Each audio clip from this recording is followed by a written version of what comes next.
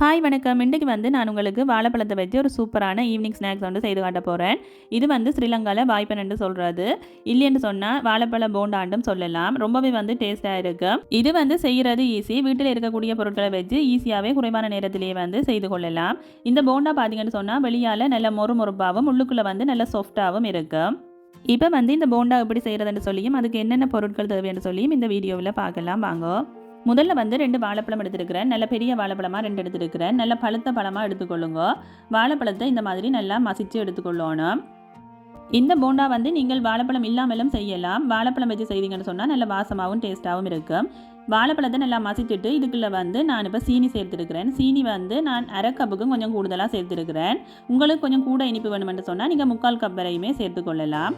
அதோட ஒரு சிறிதளவு உப்பும் சேர்த்துருக்கிறேன். உப்பு கொஞ்சம் போட்டிங்கன்னு சொன்னால் தான் அந்த டேஸ்ட் ரொம்பவே சூப்பராக இருக்கும். அடுத்ததாக பார்த்தீங்கன்னு சொன்னால் அவிச்சமா, இது புட்டு அவிக்கிறதுக்கு பயன்படுத்துகிற அவிச்சமா 1 கப்பும் அவிக்காத பச்சைமா 1 கப்பும் சேர்த்துருக்கிறேன். அதோட பேக்கிங் சோடா 1 டீஸ்பூன் அளவுக்கு சேர்த்துக்கொள்கிறேன். மெட்டது பார்த்தீங்கன்னு சொன்னால் தேங்காய் பூ எடுத்துருக்கிறேன். காஞ்ச தேங்காய் பூ டெசிகேட்டட் கோகோனட்னு சொல்கிறது. அதுவும் 1 டேபிள் ஸ்பூன் எடுத்துருக்கிறேன். எல்லாத்தையும் சேர்த்து கையால் நல்ல வடிவாக இந்த மாதிரி குழச்சி எடுத்துக்கொள்ளுவேன். இதுக்கு தேங்காய்ப்பு போடணுமெண்டு இல்லை, தேங்காய்ப்பு போடாமலும் செய்யலாம். தேங்காய்ப்பு போட்டால் நாங்கள் சாப்பிடக்குள்ள அந்த தேங்காய்ப்பும் கடிப்படைக்குள்ளே நல்ல ஒரு டேஸ்ட்டாக இருக்கும். அதுக்காண்டி தான் நான் தேங்காய்ப்பு சேர்த்துருக்கிறேன். உங்களுக்கு விருப்பம்னா நீங்கள் சேர்க்கலாம், இல்லைன்னு சொன்னால் சேர்க்காமலும் செய்து கொள்ளலாம். இதுக்கு நீங்கள் தண்ணி எதுவுமே சேர்க்க தேவையில்லை. அந்த வாழைப்பழத்தில் இருக்கிற ஈரத்தன்மையே காணும் உங்களுக்கு குழைச்செடுக்கிறதுக்கு.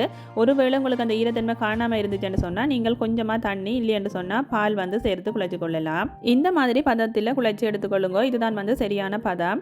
இப்போ இந்த குழைச்ச மாவை நான் மூடி ஒரு 5 நிமிஷம் அப்படியே வைக்க போகிறேன். ஆகலும் கன நேரம் வைக்கக்கூடாது, ஒரு 5 நிமிஷம் காணும். ஒரு 5 நிமிஷத்துக்கு பிறகு திரும்பவும் இந்த மாவை ஒருக்கா இந்த மாதிரி கையால் வடிவாக கலந்து எடுத்து வச்சுக்கொள்ளுவான். அங்கால நான் எண்ணெய் சுட வச்சுருக்கிறேன். எண்ணெய் ஆகலும் சூடாகக்கூடாது, ஒரு மிதமான சூடில் இருந்தால் காணும். அதுக்குள்ளே சின்ன துண்டு ஒரு மாவை போட்டு பாருங்க. அந்த மாவு மேலே எழுமிட்டேன்னு சொன்னால் அதுதான் சரியான சூடு.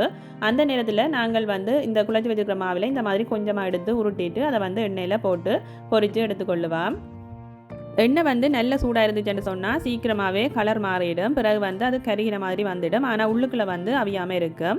அதால் அடுப்பை மீடியம் ஹீட்டில் வச்சு இதை பொரித்து எடுத்துக்கொள்ளுங்க. இது பொரிஞ்சு வரதுக்கு எப்படியும் 8 to 10 நிமிஷம் என்றாலும் எடுக்கும். பொறுமையாகவே பொரித்து எடுத்துக்கொள்ளுங்க. இந்த மாதிரி நல்லா கலர் மாறி வந்ததுக்கு பிறகு அதை நாங்கள் எண்ணெயிலிருந்து எடுத்துக்கொள்ளலாம். ஆகலும் கன நேரம் விட்டிங்கன்னு சொன்னாலும் கருகிடும். அதால் இந்த மாதிரி கலர் மாறி நல்ல ப்ரௌன் கலராக வந்தது பிறகு நீங்கள் எடுத்தீங்கன்னு சொன்னால் சரியாக இருக்கும். இப்போ நான் அதே போல் மிச்சம் இருக்கிற மாவிலையும் பொரித்து எடுத்துகிட்டு உங்களுக்கு காட்டுறேன்.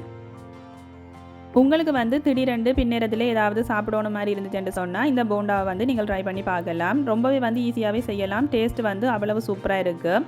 நல்ல மொரண்டு சூப்பராக இருக்கும். டீ பிளேண்டியோட குடிக்கிறதுக்கு ரொம்பவே சூப்பராக இருக்கும். கண்டிப்பாக ட்ரை பண்ணி பாருங்க மறக்காமல். மாவை நீங்கள் எடுத்து போடக்குள்ள பெரிய பெரிய உருண்டையெல்லாம் போடாமல் ஓரளவுக்கு சின்ன உருண்டையெல்லாம் போட்டிங்கன்னு சொன்னால் சீக்கிரமாக அவிஞ்சிடும். இல்லைன்னு சொன்னால் வெளியால் கலர் மாறிடும், உள்ளுக்குள்ளே அவியாத மாதிரி இருக்கும். இந்த சைஸில் போட்டிங்கன்னு சொன்னால் கணக்காக இருக்கும். இப்போ பார்த்தீங்கன்னு சொன்னால் நான் எல்லா வாய்ப்பெனையும் பொரித்து எடுத்துட்டேன். எனக்கு இதில் 19 வாய்ப்பென் வந்தது. எல்லாமே நல்ல சூப்பராக வந்துருந்துச்சு. இது நல்ல மொறுமொறுப்பாக இருந்துச்சு. வெளியால் நல்ல மொறுமொறுப்பாயும் உள்ளுக்குள்ளே நல்ல சாஃப்டாகவும் இருந்துச்சு. டீ பிளேண்டியோட சாப்பிட்றதுக்கு உண்மையிலேயே அவ்வளவு டேஸ்ட்டாக இருக்கும். கட்டாயம் ட்ரை பண்ணி பாருங்க. உங்களுக்கு நான் பிச்சு காட்டுறேன் எப்படி இருக்குன்னு சொல்லி நீங்களே பாருங்க. உள்ளுக்குள்ளே நல்ல சாஃப்டாக இருக்குது. இந்த வீடியோ உங்களுக்கு பிடிச்சிருந்துச்சுன்னு சொன்னால் லைக் பண்ணி ஷேர் பண்ணி விடுங்க. மீண்டும் வேறு ஒரு சூப்பரான ரெசிபியோட உங்களை சந்திக்கிறேன். பாய் பாய்.